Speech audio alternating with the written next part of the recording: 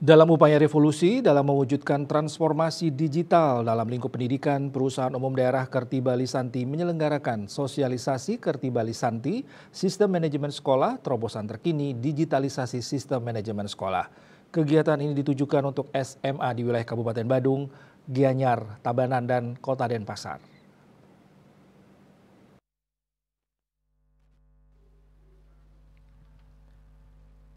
Menurut Direktur Utama dari Perumda Kerti Santi, Ale Putra CMS ST MSC di Kantor Dinas Pendidikan Provinsi Bali, pengelolaan atau sistem manajemen sekolah perlu untuk menjawab permasalahan seperti efisiensi administrasi, akses informasi yang cepat dan mudah, serta komunikasi yang efektif baik bagi guru, siswa maupun orang tua. Pengembangan platform KBS SMS diharapkan dapat menjadi salah satu solusi untuk dapat mengimplementasikan transformasi digital dalam sistem pendidikan di Bali. Kegiatan sosialisasi dibuka oleh Kepala UPTD Balai Pengembangan Teknologi Pendidikan Lohmade Serianingsih Eskom MAP.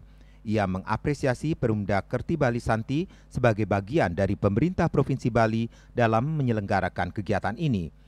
Peserta sosialisasi terdiri dari 72 SMA yang diwakili oleh kepala sekolah yang terdiri dari 32 SMA negeri dan 40 SMA swasta sekota Denpasar, Kabupaten Gianyar, Badung, dan Tabanan.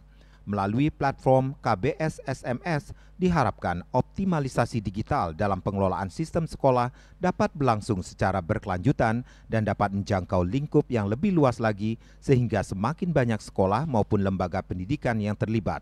KMB Bali Pos melaporkan.